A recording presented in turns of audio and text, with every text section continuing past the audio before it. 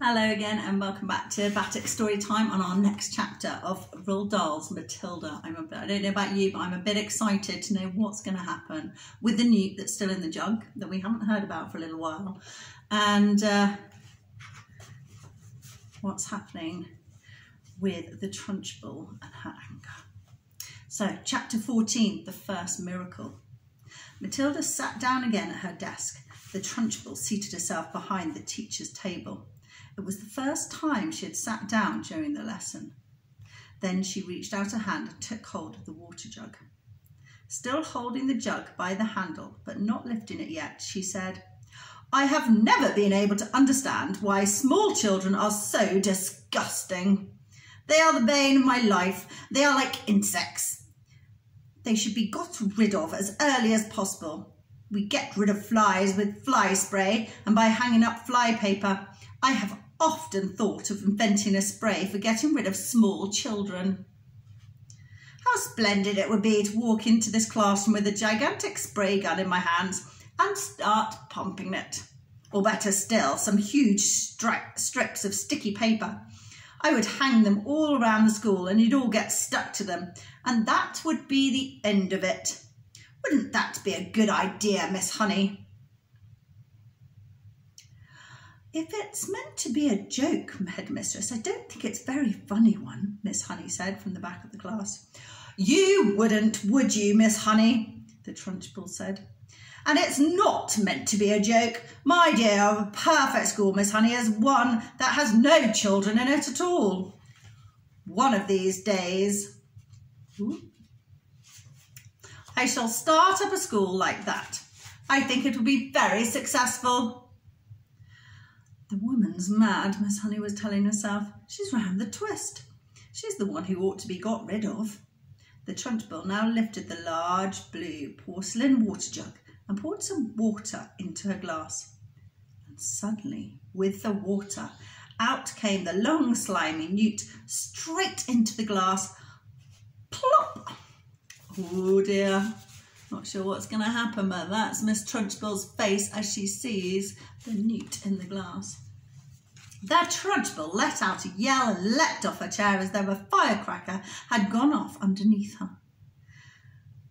And now the children also saw the long, thin, slimy, yellow-bellied, lizard-like creature twisting and turning in the glass.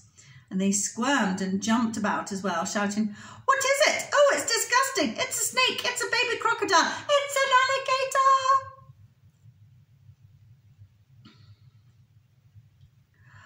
"Look out, Miss Trunchbull!" cried Lavender. "I bet it bites!" The Trunchbull, this mighty female giant, stood there in her green breeches, quivering like a blancmange. She was especially furious that someone had succeeded in making her jump and yell like that, because she prided herself on her toughness. She stared at the creature twisting and wriggling in the glass. Curiously enough, she had never seen a newt before. Natural history was not her strong point. She hadn't the faintest idea what this thing was. It certainly looked extremely unpleasant. Slowly she sat down again in her chair. She looked at this moment more terrifying than ever before.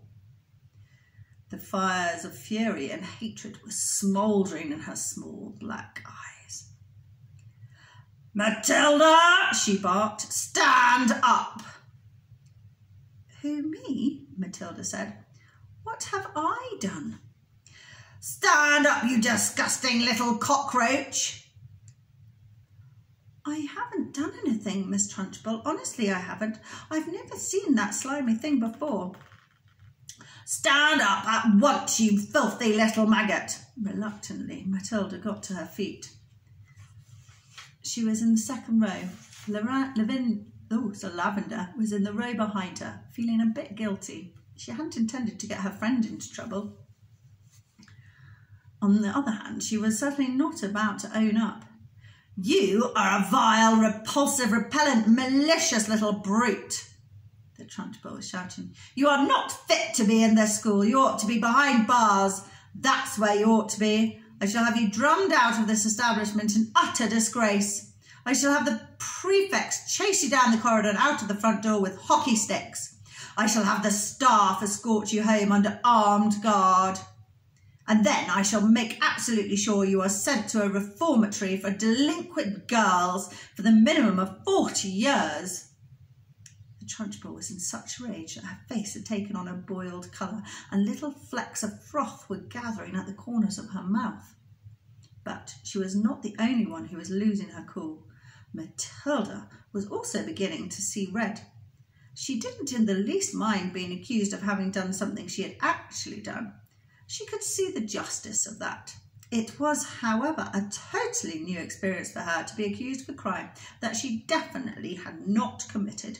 She had had absolutely nothing to do with that beastly creature in the glass. By golly, she thought, that rotten Trunchbull isn't going to pin this one on me. I did not do it, she screamed. Oh, yes, you did, the Trunchbull roared back. Nobody else could have thought of a trick like that. Your father was right to warn me about you. The woman seemed to have lost control of herself completely. She was ranting like a maniac. You are finished in this school, young lady, she shouted. You are finished everywhere. I shall personally see to it that you are put away in a place where not even the crows can land their droppings on you. You'll probably never see the light of day again.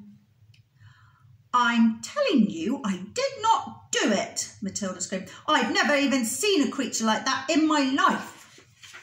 Oh, before I turn over, you can see Matilda looking very angry and an equally angry looking Miss Trunchbull. You have put a crocodile in my drinking water, the Trunchbull yelled back. There is no worse crime in the world against a headmistress. Now sit down and don't say a word. Go on, sit down at once. But I'm telling you, Matilda shouted, refusing to sit. I am telling you to shut up, the Trunchbull roared. If you don't shut up at once and sit down, I shall remove my belt and let you have it with the end that has the buckle. Slowly, Matilda sat down. Oh, the rottenness of it all, the unfairness. How dare they expel her for something she hadn't done? Matilda felt herself getting angrier and angrier and angrier, and so unbearably angry that something was bound to explode inside her very soon. The newt was still squirming in the tall glass water. It looked horribly uncomfortable. The glass was not big enough for it. Matilda glared at the Trunchbull. How she hated her. She glared at the glass with the newt in it. She longed to march up and grab the glass and tip the contents, newt and all, over the Trunchbull's head. She trembled to think what the Trunchbull would do to her if she did that. The Trunchbull was sitting behind the teacher's table, staring with a mixture of horror and fascination at the newt wriggling in the glass.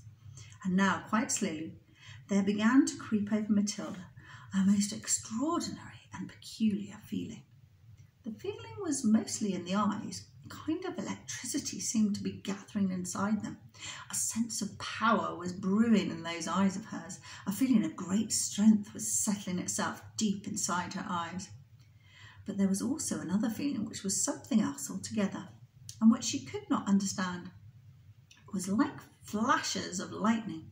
Little waves of lightning seemed to be flashing out of her eyes. Her eyeballs were beginning to get hot, as though vast energy was building up somewhere inside them. It was an amazing sensation. She kept her eyes steadily on the glass, and now the power was concentrating itself on one small part of each eye and growing stronger and stronger, and it felt as though millions of tiny little invisible arms with hands on them were shooting out of her eyes towards the glass she was staring at. And we can see the glass looks like it's got a bit of a little wobble on it. What happens next? Tip it, Matilda whispered. Tip it over. She saw the glass wobble. It actually tilted backwards a fraction of an inch, then righted itself again. She kept pushing at it with all those millions of invisible little arms and hands that were reaching out from her eyes, feeling the power that was flashing straight from the two little black dots in the very centres of her eyeballs. Tip it, she whispered again. Tip it over. Once more the glass wobbled. She pushed harder still, willing her eyes to shoot out more power, And then, very, very slowly, so slowly she could hardly see it happening, the glass began to lean backwards, farther and farther and farther backwards, until it was balancing on just one edge of its base. And there it teetered for a few seconds before finally toppling over and falling with a sharp tinkle on the desktop. The water in it and the squirming newt splashed out all over Miss Trunchbull's enormous bosom. The headmistress let out a yell that must have rattled every window pane in the building, and for the second time in the last 5 minutes, she shot out of her chair like a rocket. The newt clutched desperately at the cotton smock where it covered the great chest, and there it clung with its little claw-like feet. The Trunchbull looked down and saw it, and she bellowed even louder with a swipe of her hand. She sent the creature flying across the classroom. It landed on the floor beside Lavender's desk, and very quickly she ducked down and picked it up and put it into her pencil box for another time. A newt, she decided, was a useful thing to have around. The Trunchbull, her face more like a boiled ham than ever, was standing before the class, quivering with fury.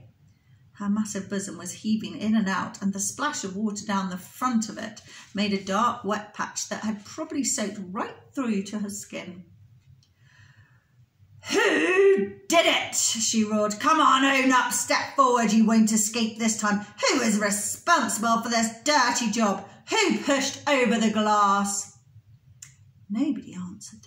The whole room remained silent as a tomb. And here's the picture of the Trunchbull with the newt clinging on, bless it, for dear life on her bosom. "Matilda!" she roared. "It was you, I know it was you." Matilda in the second row sat very still and said nothing.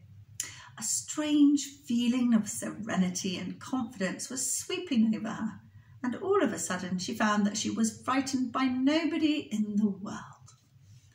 With the power of her eyes alone, she had compelled a glass of water to tip and spill its contents over the horrible headmistress, and anybody who could do that could do anything. "Speak up, you clotted carbuncle," roared the Trunchbull. "Admit that you did it." Matilda looked right back into the flashing eyes of this infuriated female giant and said with total calmness, "I have not moved away from my desk, Miss Trunchbull, since the lesson began. I can say no more." Suddenly, the entire class seemed to rise up against the headmistress. She didn't move," they cried out. "Matilda didn't move. Nobody moved. You must have knocked it over yourself." "I most certainly did not knock it over myself," roared the Trunchbull. "How dare you suggest such a thing like that? Speak up, Miss Honey. You must have seen everything. Who knocked over my glass?" "Oh, none of the children did, Miss Trunchbull," Miss Honey answered. "I can vouch for that. Nobody has moved from his or her desk all the time you've been here, except for Nigel, and he has not moved from his corner." Miss Trunchbull glared at Miss Honey. Miss Honey met her gaze without flinching. "I am telling you the truth, headmistress," she said. "You must have knocked it over without knowing it. That sort of thing is easy to do." "I am fed up with you useless bunch of midgets," roared the Trunchbull. "I refuse to waste any more of my precious time in here."